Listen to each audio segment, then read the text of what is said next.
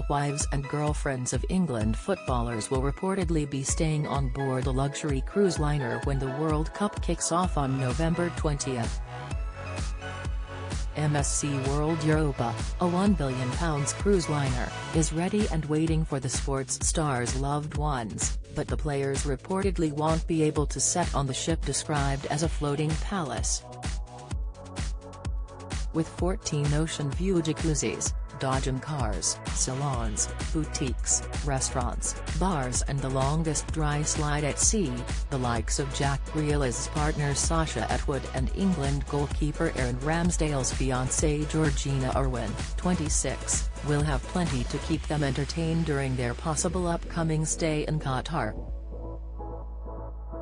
Several of the Three Lions stars' partners and families are set to fly out to Qatar later this month, as England captain Harry Kane prepares to lead his team out to play after a heap of controversy and backlash towards this year's World Cup hosts.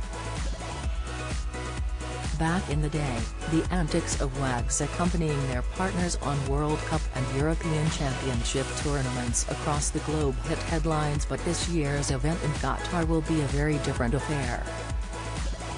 Qatar, a country that represses the rights of lesbian, gay, bisexual, and transgender people, operates a strict booze ban which can see rule breakers end up in jail, but it is believed some select areas may be able to serve alcohol throughout the World Cup. The 2006 World Cup in Germany saw the likes of Victoria Beckham, Ashley Cole's wife at the time Cheryl and Colleen Rooney, attracted a mass of attention in Baden-Baden, as they partied across the city in between cheering on their partners. This year's World Cup will see the current crop of WAGs possibly stay in Dubai and fly in for matches, with the MSC World Europa acting as their base when they do step foot in Qatar for England games. A stay on the £1 billion cruise liner will set back guests a whopping £6,000 each, with Manchester City ace Phil Foden's girlfriend Rebecca Cook, 22, reportedly keen to stay on board the luxury vessel alongside the rest of his family. Harry Maguire's wife Fern, 27, is also apparently expected to fly out to the Middle East to cheer on the Manchester United captain as he and his England teammates hope to follow on from their successful Euro 2020 campaign, which saw them miss out on lifting a trophy after a tense final. The boat is an amazing place to stay.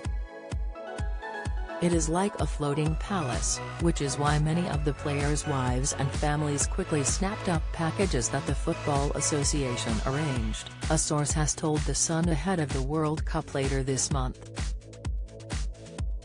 The insider goes on to explain how because the boat is offshore, those staying on board will be about to enjoy an alcoholic beverage without having to worry about breaking Qatar's strict booze bans. If England do go all the way, it's likely to become like a carnival on board, they add when discussing how the WAGs will support their partners during the tournament. One of the biggest appeals of the luxury cruise liner, especially for children, is an incredible 11-deck high slide called the Venom Drop.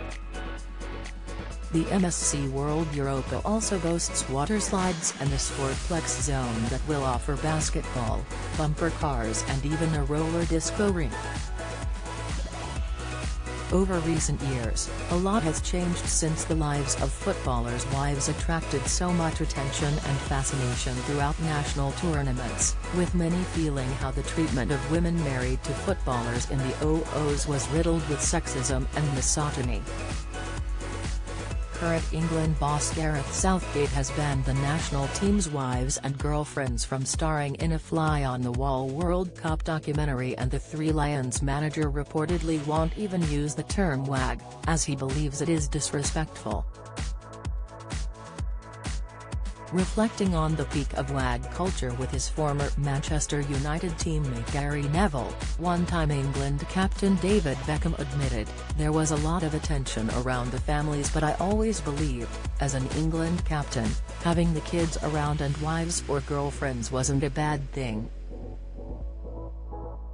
But looking back, That whole culture, there was a lot of attention, and whether people behaved themselves in the right manner, I don't know.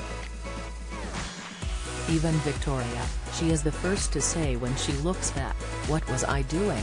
What was I wearing? Why would I do that? I think it went a bit too far. There was more spoken about the WAGS than the football.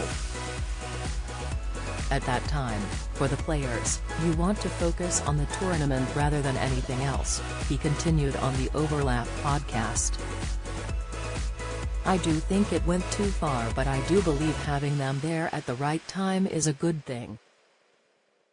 Do you have a story to sell?